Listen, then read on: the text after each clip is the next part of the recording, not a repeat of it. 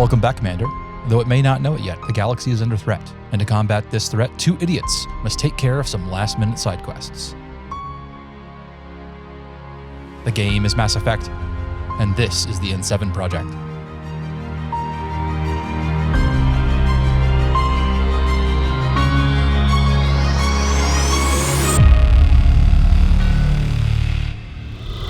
Status report. Well, Zach, how are you doing this week? Oh, not too bad. Just hosted that brunch this weekend and had the smallest, fluffiest dog that's been in this house to date. Yeah, our friends Lauren and Brian have a little Pomeranian puppy who is very small and very fluffy, like spherical practically. Mm-hmm. Yeah, she's real cute. And we ended up gifting her a severed stuffed chicken leg. She pretty much just claimed that thing and said, "No, this is my toy now." It was really cute. Which is fair enough because we have more than enough toys in our house. We really don't need toy parts. Yeah. We're subscribed to one of those gift box things where every month we get another package full of stuff that our dog mostly doesn't play with. So when we were able to foster more, every time a foster dog came through the house, if they just liked the toy, they would just go with that one, stick with them. Yeah, that's a good way to do it. Yeah. Well, we're a little short on time this week, so let's go ahead and move into our mission debrief. Sure thing. Mission debrief. Starting off with Citadel Homecoming. Walking through the lobby outside of the embassies, Shepard is flagged down by a man, Samesh Bhatia, who wants their help. It seems his wife, Nirali, was one of the soldiers in Ashley's unit killed by the Geth, but the pencil pushers won't release the body to her husband. Head on over to the bar and you'll find a clerk. He says that normally he would release the body, but Bhatia's wounds are from some sort of weapon that they haven't seen before, and they're hoping to study the residue to help prevent further casualties in the future. You can choose to either charm or intimidate the clerk into releasing the body, or go back to Samesh and say no, pissing him off. But either way, the quest is done at that point. So I'm interested to see where y'all went on this one. Yeah, so we actually we demanded that the body be returned. Mm-hmm. That seemed like the more empathic way to take this. Yeah, this is one of the places where I feel like these are kind of interesting moral quandaries, at least on my end, because I absolutely actually kind of see where I see both sides of this. Absolutely, I want Samesh to have the closure that he wants and to get his wife's body back so that he can lay her to rest and all that stuff and move on with his life. But the practicalities of examining corpses is for a real thing, and being able to prevent future harm is a compelling argument as well, at least to me. Mm-hmm. And so what's interesting is, as far as I can tell, the game doesn't agree with me. It seems like pretty much Samesh is supposed to get the body back. That's the only proper ending. I believe there's some because you can't really some Shadow Broker stuff that comes from it. I could be wrong, but maybe. The thing is there's no way to convince him that his wife would perhaps want her body to help people in the future. Mm-hmm. Yeah, I mean, there is a little bit of Shadow Broker, but not that much. We'll have to deal with that later. But I like that this, along with some of the other questions that come up kind of around the Citadel on occasion, do come out to be sort of reasonable, not reasonable, but they're less clear cut in terms of moral quandaries, which I like when you're able to sort of delve that out and people can kind of disagree on it. That's always really fun.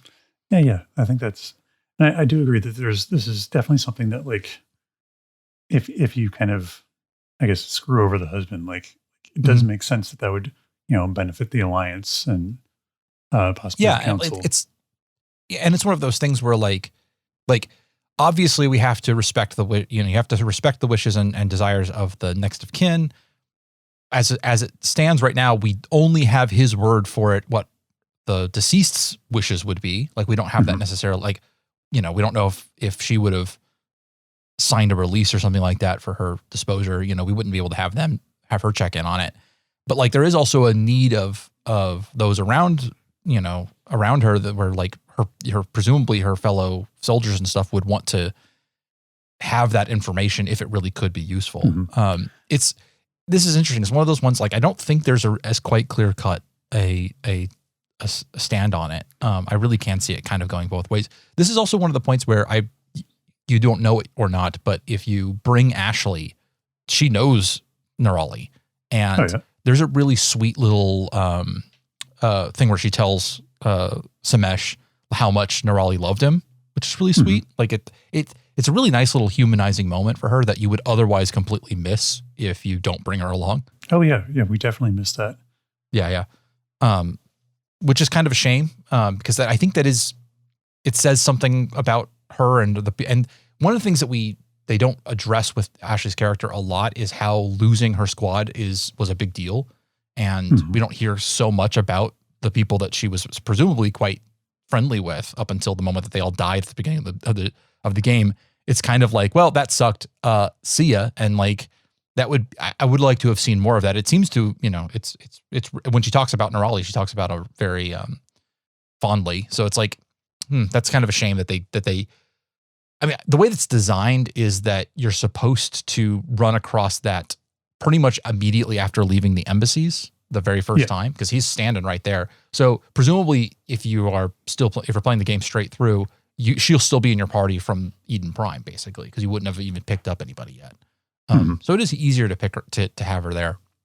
But yeah, this is one of those ones that I think the game really wants you to release the body. That's like the good ending, but I'm not entirely sure that it is quite so clear cut.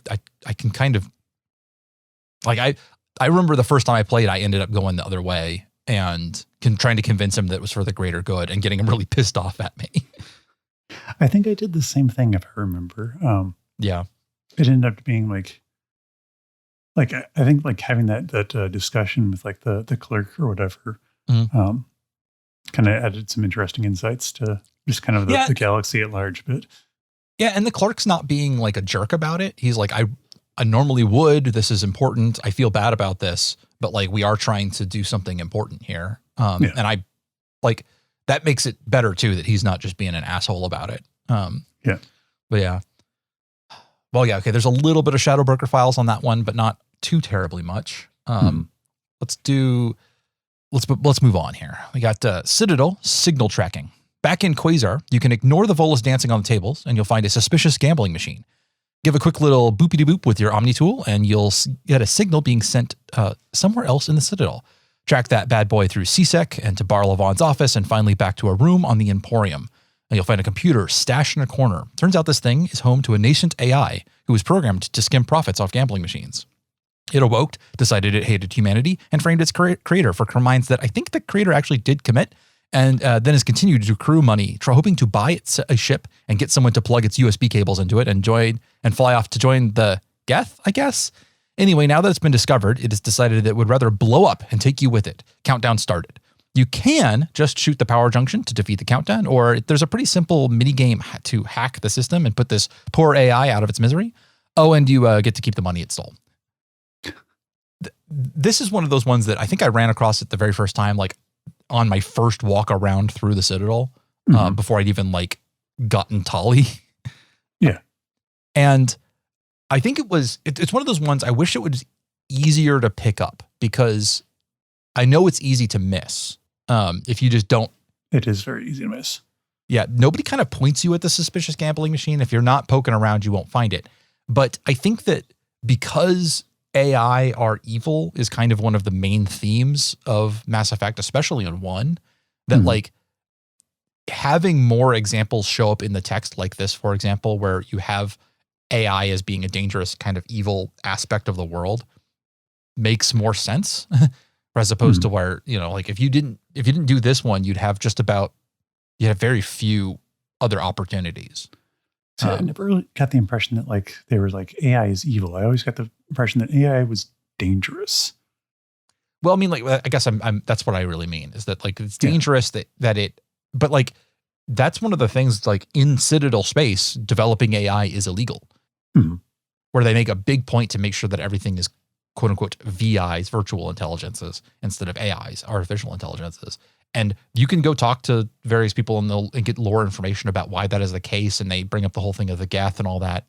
Yeah. And like, it seems weird that there are so few examples of it actually happening. I guess it makes sense that, it's illegal, so few people do it.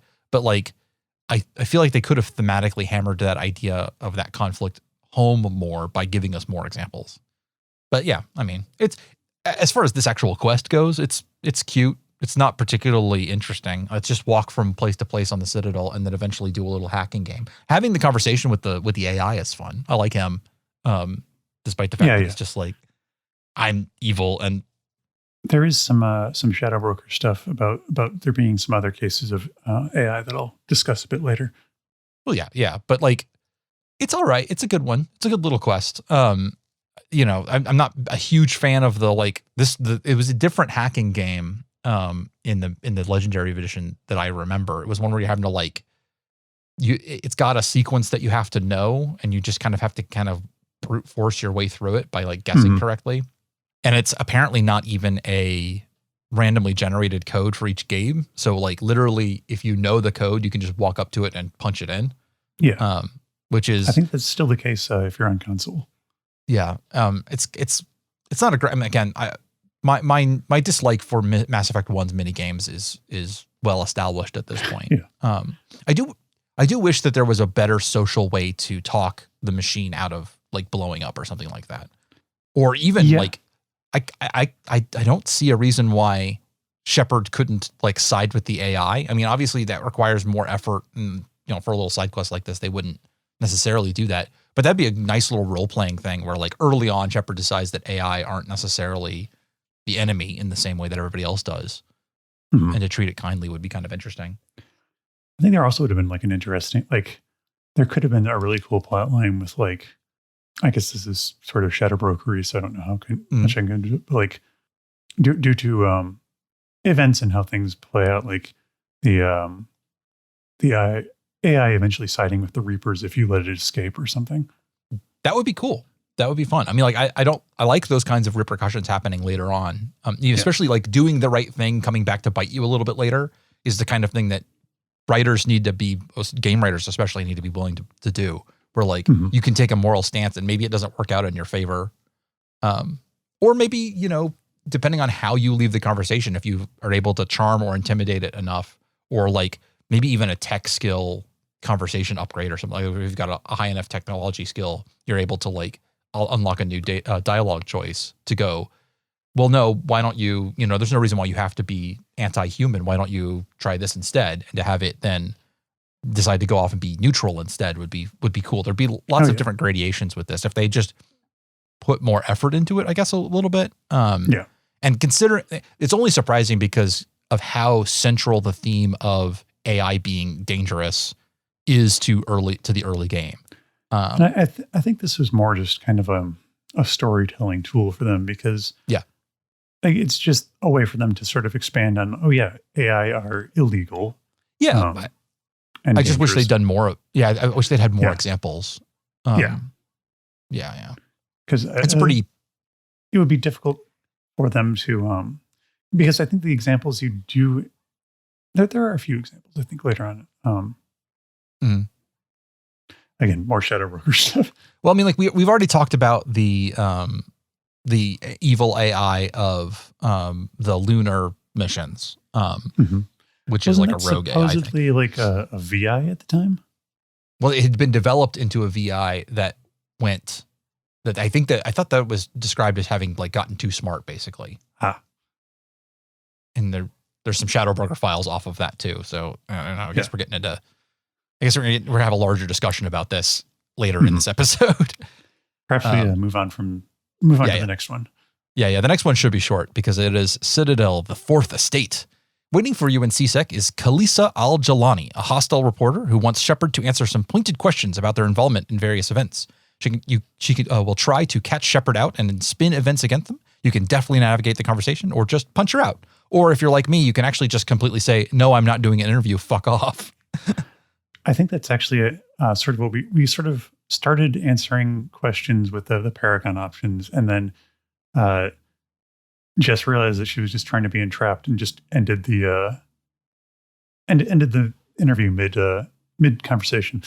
Yeah. And I've done the various versions of this where you go rogue and you punch her, and there's also ones where you can get through the entire conversation. You're rewarded basically with just in an elevator at some point, you'll get the news announcer talking about how you did with your interview with Khaleesi Al-Jalani. It's good. I like that they had both a good report, quote unquote, a reporter who you work with and like in Emily Wong, and Khaleesi Al-Jalani, both as you had two different interactions with the press. Was kind of nice. They weren't monolithic in that way. Mm-hmm. And as far as like a social skill check goes, which is basically what this interaction breaks down to, is like, are you good enough in terms of did you put enough points into charm or intimidate, and do you have enough Paragon or Renegade points to have everything unlocked? Is interesting. It's a fine little thing. I like the fact that, I don't think this is a spoiler warning, but we're going to see more of Khaleesi Al-Jalani later. Mm-hmm. As far as the characters goes, I think that she's effective, because I know I've never heard anybody saying they like her, and I think that's entirely the intent of the writers. Like they made this character specifically for you to dislike her. It's successful in that, like setting out to do what they want. That said, I guess as I've gotten older, I've actually come to appreciate her as a character a little bit more. Yeah, that's what. Yeah, I like the idea that there's someone basically trying to keep someone who has just been given unlimited power, some sort of accountability. Through the fourth estate, as it were.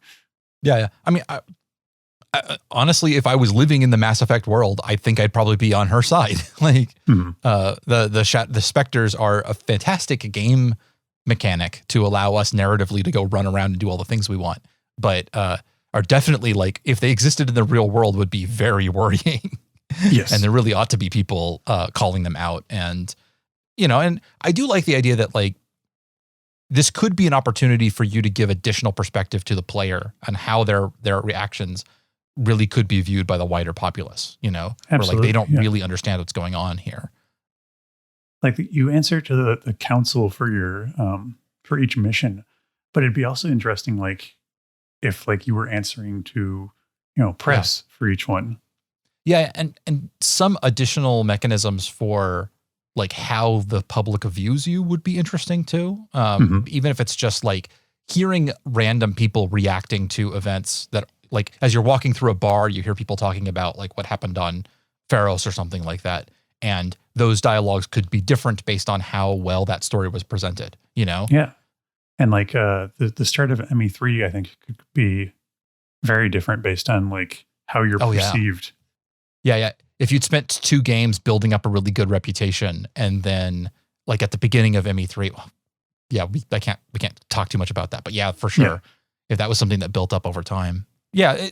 This is I'm with you here. I think I appreciate that character more now than I did when I was first jumping out, because if you have a very personal response to her initially, but as in terms of what Khaleesi Al-Jalani is doing, I'm not that far off these days.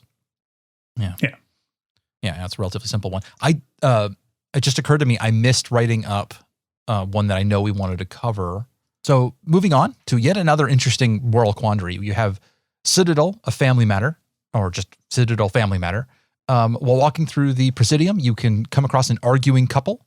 They are Rebecca Petrovsky and her, I believe her brother, Michael. No, it's her husband's brother, Michael, her brother-in-law, who are arguing about a personal matter. And Shepard can kind of just jam themselves into the conversation and start giving their opinion. The central conflict is about the fact that her husband has died and of a rare heart condition. And she is currently pregnant with this child. And she's worried about getting some in utero gene therapy to resolve this heart condition. And her brother-in-law is her husband's brother is arguing that no, she needs to make sure she gets it, because there's this will prevent the child's death in the same way that it could have prevented her husband's death. Depending on how you charm or intimidate, or how you come down on the whole issue, you can get some Renegade or Paragon points. You can decide to either convince her to go through with it, or saying that no, it's her choice, and she, tell him to bugger off and keep his opinions to himself. And, or you can even, there is a dialogue option to be like, hey man, this ain't my problem. Like, I don't know why, like, I know I've just butted myself in here and asked what's going on, but like, I regret everything. Yeah, I regret everything. This is too swampy for me. This is interesting. I like these kinds of little, like, it's just a little moral quandary kind of thing. Like, I don't know how you would come down on this or not, Now, I think the real answer is like that this isn't any of my business. Really. Yeah. I think that's like, if in the real world, Shepard is such a weirdo for just being like, those people are arguing. Let's see if I can diffuse this situation. I'm a hero. Yeah, it's interesting because I've seen some people online have some very spicy reactions to this particular interaction, because depending on what perspective you're viewing this discussion about, what perspective you're viewing it through, it seems really obvious to some people that it is one way or the other. Like, this could be very easily read as a vaccine hesitancy analog. Yes. Which people feel very strongly about, but then it also could also be read as a body autonomy decision as well, where like this woman is making decisions about her body and her child, and her brother-in-law is like butting his ass into it, which is a very a completely different fraught issue of morality, and like they come down on the opposite sides of those, despite the fact, like, just depending on like your politics might be relatively consistently left-leaning or right-leaning on yourself, but depending on which way you're viewing it as what kind of issue it is, whether or not you'll even be like, oh no, this is very obviously one way or the other. Yeah. And I think for Jess and in this case, it came down definitely on the side of body autonomy. And I think a lot of that is just colored by current politics here in Texas. Yeah, but I mean, like, when I read it this time, my very obvious choice was like, oh, this feels so much like vaccine hesitancy to me. Like this reads so much like people who are worried that their vaccines are going to cause autism or other problems and stuff like that. It's also a huge issue right now. It's not completely clear. I think that it's one of those things where, because we don't have access to like medical studies within the universe, then we can't really know how big the risks are compared to the problems, so it gets really tangled. I definitely think it's like, of course it's like the mother's like choice. She gets to decide what goes on with her child and her body, but like also there is a certain amount of like, man, you're being kind of stupid if you're letting the possibility of taking action like leave your kid with a disease that could be easily cured early, that might end up in their early death, like, yeah, it, like, there is a moral, like, yes, it's not anybody else's business to tell this woman what to do with her body, but also like she does have a moral obligation to her child to ensure that they have the best medical outcomes possible. And so like, geez, man, like like I said, if I was Shepard in this situation, I would have gotten into this conversation and then slowly backed away. And be like, you know what? I have a universe to save. Goodbye. I mean, this also brings up some of the lack of. I like that they're getting into some of the future technology morality stuff a little bit, because the options of gene therapy and gene editing is interesting. It's apparently much more widespread in the Mass Effect universe than they kind of let on. If you read Ashley's codex entry for her service record, like apparently she was given routine gene therapy early on as a child in order to correct her the fact that she would have needed glasses. Like, it's like, oh yeah, routine gene therapy, blah, blah, blah. And then another one. And then later on, when she joined the army, she was given additional gene therapy for like super soldier enhancements, which I guess this kind of explains why everybody has the exact same body type, is that like at some point somebody's been editing. It's just like cheap to like get, metabolism increases or something, I guess, maybe. But like, it is, this is apparently something that is very commonplace. And it's so commonplace that they don't engage with it as a story overall, which is weird. Yeah, I mean, I guess like once you're to the part like where you're dealing with aliens and robotics, like I feel like the ideas of like the common things like, like, well, if you can enhance yourself, like what happens to the people who can't, that kind of thing. Like when you're dealing like, well, if you're working construction, why wouldn't you just get a Krogan to do the heavy lifting instead? Or Sure. Well, and it's entirely possible because we actually don't know a lot about the conditions on Earth, except for like a little bit from Earthborn Shepard's early story that there are some things going on, but it's possible that all of these things are, maybe they got universal healthcare, and you can get whatever gene editing you want done to yourself, I don't know. Like it's weird. It seems like it's the kind of thing that if you included the element if I was going to include that kind of elements in a story I was writing, I would have I would feel compelled to really engage with the the knock-on aspects of that story. And instead they just sort of, for the Mass Effect writers, it was just something they sort of tossed out there and did a little bit with, but then didn't fundamentally change society. Yeah. I like the idea that maybe it's just like it's a discussion that they've already had and moved past.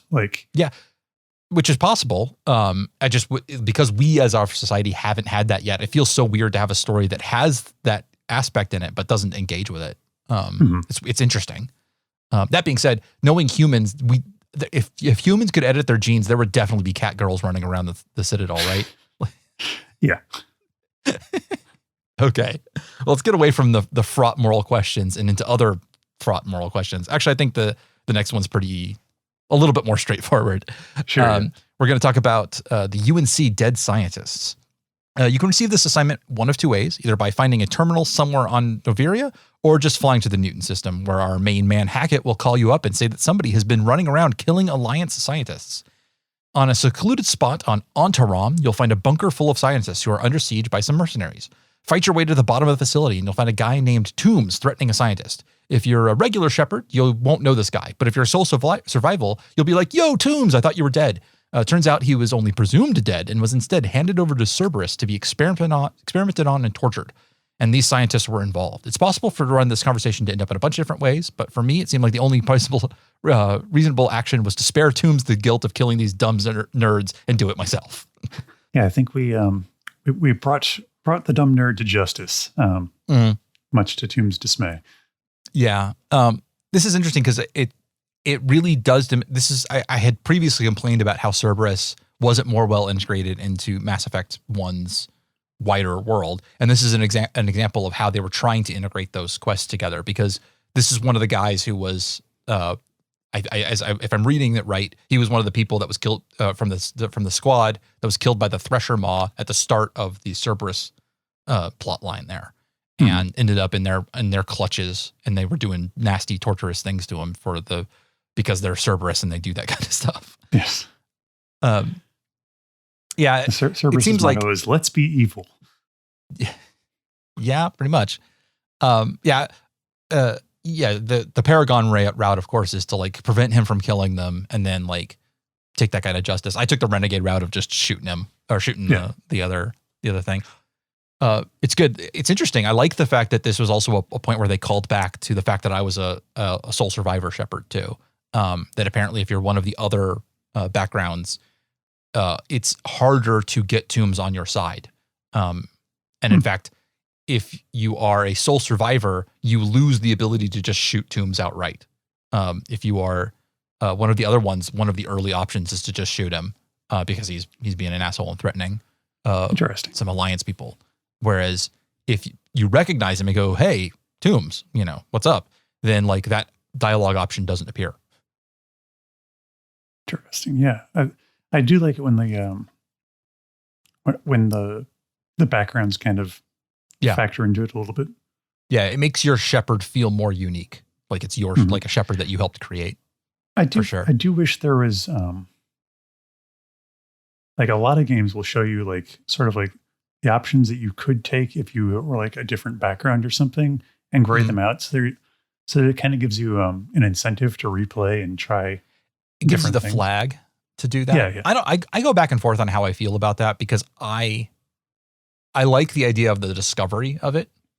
Sure. Yeah. Where you weren't expecting that to be different. And also there is an inherent reaction that I have when I see a dialogue option that's grayed out that I can't take, that I know it's there, but I can't take at the moment. That always just bothers me a little bit. I'd kind of almost rather have that be hidden from me. Gotcha. But I could see it going both ways in terms of what's really better. In recent memory, some RPGs have been doing a lot of that sort of gated content dialogue and showing it, and it's so prolific that you just kind of become inured to it. Like, oh, I guess this game would play very differently if I was, a different class or had a different backstory or anything like that. And I kind of like that. Yeah. The thing I don't like is when they're gating that stuff behind skill checks. Yeah. Oh, that's true. And we're not gating it. We're just like, well, time to reload. Yeah. It's just asking me to save scum. And that bugs the crap out of me. That's one of the reasons I didn't react as well to Disco Elysium as I think some other people did, is because like when I take a check, like, okay, it tells me I've got an expert level check on a skill that I have no points into. Okay. The fact that I failed that sounds right. But like when I have a reasonable chance at it and it or even like it should be easy for my character and they fail, and I'm like, no, I'm just going to reload. Like, this isn't, I feels like I have less control over those situations. Yeah, I'm with you there. Like I'm fine with like giving like the thresholds of like, okay, like it's a binary thing. Like if you have this level of skill, then you are automatically going to succeed. And if I don't have this level of skill, either don't show me the option or gray it out or something. Just don't give me the option to fail after I've invested time in making sure that I don't. Yeah. And also this is one of the points where binary pass fail systems just break down, because this is something that tabletop RPGs can do well, which is failing forward, where like you fail the check, but the plot continues to move forward in reaction to that failure. Yes. It's like, okay, I failed my lockpicking roll, and therefore I am discovered by a guard who then institutes a new challenge, and that keeps the story moving, as opposed to when you fail a check in a lot of games and it just essentially the plot just folds its arms and says, well, what now? Like, yeah. Or like, oh, you failed your lockpicking check. Well, you're never getting into this room, I guess. Yeah. Yeah. This is as far as these side quests go, this one's a decent little one. It's not one that's super memorable. We have there's a little bit of Shadow Broker off of it, but we'll deal with that in the next one. But we will talk about UNC Listening Post Alpha, UNC Listening Post Data, and then UNC Depot Sigma 23.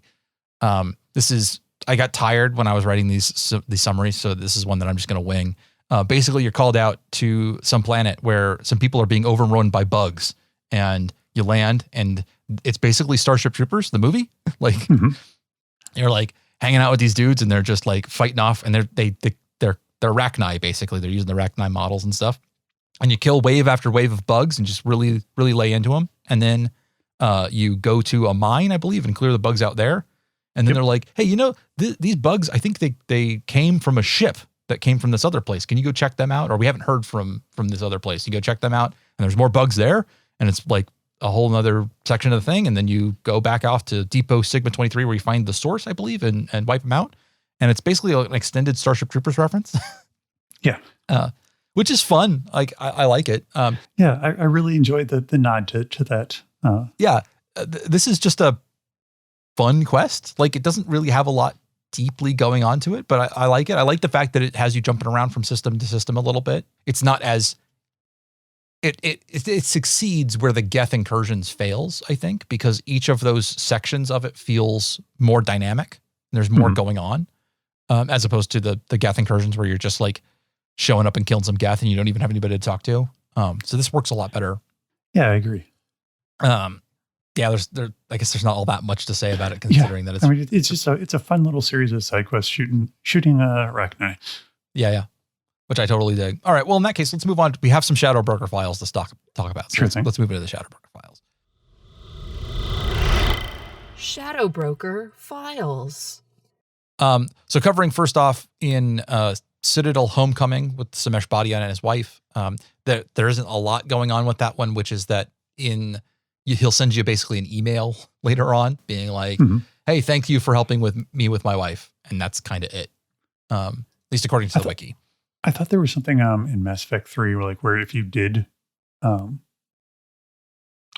if you did like let them keep her body, like they actually develop something that gives you like some more assets or something in helping the troops deal with um, like the kind of fires or the firefights that they're getting into. Well, that there wasn't one listed for either Nerali Bhatia or the quest itself for wikis. Now, mind you, wikis are never 100% complete because I found stuff on here already that was. Mm-hmm. It may just be wishful thinking on my part because it's been a while since I played Mass Effect 3. It could be. It would be nice because that would be such an easy thing to keep over. But I do like the fact that he goes off, like he mentions that he was going to start a restaurant, which he apparently did, which is nice. It's just sweet. Is that the restaurant you smash up in Mass Effect 3? No, it's not sushi. That would be funny. Yeah. I do like that Samesh just has big wife guy energy. Like, yeah, very much like I love my wife. Okay, so you said you had some AI stuff to talk about with regards to the signal tracking. Yeah, so like with the Citadel being like basically towards the end of Mass Effect 1, you realize that like it's basically Reaper tech, the whole thing. Yes. And so like if you let the AI live here, like because there are some examples later on in Mass Effect 2 and Mass Effect 3 that like AI don't necessarily turn out evil. And actually they're even in Andromeda, some examples of that. But it'd be kind of cool if, because the AI was developed on the Citadel, like it basically gets indoctrinated. That's interesting. And could become like a sort of a Reaper ally, I guess, later on in Mass Effect 2 or 3. That's cool. I love the idea that the Reapers would leave behind code or something that infected AIs specifically, that made AIs switch over to Reaper side. That's a really neat idea, and would explain why they'd be so dangerous. Yeah, and I mean, if you think of like from the Reaper's perspective, like if organics are just something to be cleaned up, like the only true threat to Reapers would be other AI, right? Yeah, that would be really cool. So that they would definitely leave something in place to like basically guide AI going forward. Yeah, and they'd presumably have an easier time interfacing with that. Yeah. That's cool. Yeah, I that would be great. That would be an interesting theme. I wish they'd done more with that theme. I mean, it is cool, but it'd be nice. And I guess on the flip side of it, like you kind of get that already with the Geth. Yeah, that's true. The Geth are a big part of that, and we'll get in all kinds of Geth storylines down the road too. I don't think there's too much to talk about with Khaleesi Al-Jalani. See her again. Yeah. In future. She shows back up in 2 and 3, kind of doing the same thing. You have another chance to punch her in 2. But I remember distinctly that if you go all in on being a paragon with her in 3, you can kind of get her over onto the side of like, we need to band together and really stop being adversaries in this because we've got a bigger threat, which is nice. Having a long-time semi-enemy come over to your side is always kind of emotionally rewarding. Yeah, and I think like Mass Effect 3 kind of matures their view a little bit on Khaleesi Al-Jalani's like role, and like as it does on a lot of stuff. Yeah, like it feels like she goes from just being directly antagonistic to Shepard to being like, I think even Shepard comes in like keep doing what you're doing, but just use it in the right direction. Yeah, Dead Scientists has a little bit of follow up where I think you're just going to get an email from Toombs one way or the other, basically saying thank you or yeah, isn't it later revealed that it was Cerberus that released the Thresher Maws on Akuz? Yeah, that it's part of the that's part of that story, is that it was actually lured. Okay. They were lured there. Yeah, I couldn't remember if that was something that was developed later or something. I think they pretty tightly tied this into Cerberus in this time around, because I got the idea that Cerberus was behind everything the whole way through, and in that sense has also sort of infiltrated the Alliance, which is cool. I previously dinged them on that one, and I'm now backing off on my hot take on that one a little bit, which they were doing more of it even here. Yeah, I don't think there's much of a follow us to the listening post stuff. No, I don't believe so. Other than just like comes back to us just thinking it's a fun quest. Okay, cool. Well, let's get our character bracket done. Character bracket. We have already talked about both of these characters, so this is the first time I think we're not having to cover anything about it, because today we have the Thorian versus Shayera, consort Shayera. I could actually see this one going either way. So yeah, this is a much closer thing, because the Thorian is cool. I like the Thorian. Shayera has a bigger role to play in the story because she shows back up later. She'll be in the she's not in 2, but she shows up in, I think it's in the Citadel DLC of 3. Or she's in one of the scenes. You can go talk to her. And the Thorian only sort of like he has echoes of like you see, or you hear a bit about Zeus Hope a bit later on. Yeah, but the Thorian's very conclusively dead, which is nice. I like the fact that like he died and he's dead and we never see him again, which is nice. It's nice for stories to like stick to their guns on that rather than accidentally resurrecting a character you killed because you didn't want to not make a cutscene in 3 talking about you, fake Rachni Queen. Although I think the colonists still shared like that psychic link or whatever that was created by the Thorian, which is because of the spores. Yeah, that is cool. But we're sort of really facing the Thorian off against Shayera, which is, I mean, you can fuck Shayera and you can't fuck the Thorian. I don't know if that plays into it. Not with that attitude. Yeah. Yeah, I don't know. I really like the Thorian's boss fight. It's one of the best boss fights in one, I think. I think it may give him a little bit of an edge to me. I think if we're talking about which one I want to see go on, I think the fact that the Thorian has more gameplay associated with it than Shayera does, I think maybe puts that slightly ahead in my opinion. So yeah, I kind of agree with you. Like, I think my choice would be for the Thorian to go forward, but mostly because I kind of hate prophecies in my sci-fi. Yeah. Where she's looking forward into your future doesn't really jive, and because of that element, I think I'm with you on that one. I think Shayera as the consort is also one of those things that faded or aged a little bit less well. Yeah, she's a little bit like, I feel like if you were making this game now, you could still do the concept of the consort. There's nothing wrong with it at its heart, but I think the execution would have been done better now. Yeah. And especially like, I think that they could have made that dialogue tree a little less confusing or abrupt. They could have made that dialogue a little bit less confusing. I think that her associate consorts could have been a little bit more diverse, both in terms of gender and also just in species. Yeah. I don't think they all needed to be sexy women, because there are other kinds of sex work out there. Because it's all shapes and sizes, and I think that. So I think the fact that the Thorian is a better boss fight, and I think that Shayera is, and also like the conversation with the Thorian's cool. Like getting to talk to an alien is just a neat little point. And whereas Shayera like explains some stuff, but it's really just there to give you some quests, a little bit, and then boink you. Okay, I think I feel pretty good about that. It is closer than the ones we've had in the point, but we're gonna go with the Thorian. Awesome. Let me mark that in our bracket, and we are so ready to go to Ilos and then finish this. Nice.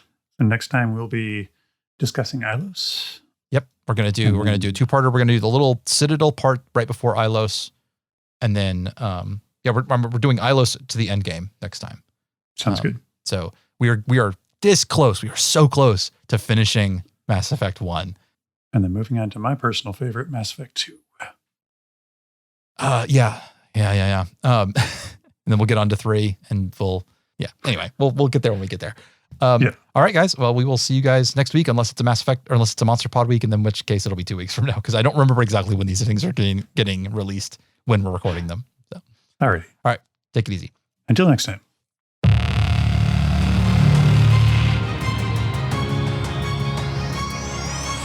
Thank you for listening to the N7 Project. If you would like to read the upcoming playthrough roadmap, there is a link in the show notes below. We can be found on Twitter as @N7Project, at our website, masseffectpodcast.com, or via our Discord, scottpaladin.com/Discord. If you'd like to support the podcast, Honestly, the easiest way to be to write us a review on Apple Podcasts, Podchaser, or your podcatcher of choice. We read every one of those, and it gives us a real boost every time, and it helps people find the podcast. Or if you want to give monetary support, all funds to our Patreon, patreon.com/monsterpod, will also go to supporting this podcast. Mass Effect, its associated characters, sounds, plot points, whatever, are copyright by some giant faceless corporation. The N7 project was produced and edited by me, Scott Paladin, and hosted by myself and my best friend, Zach Jaquays. Audio is copywritten 2022, Scott Paladin. This has been a Library of Cursed Knowledge production.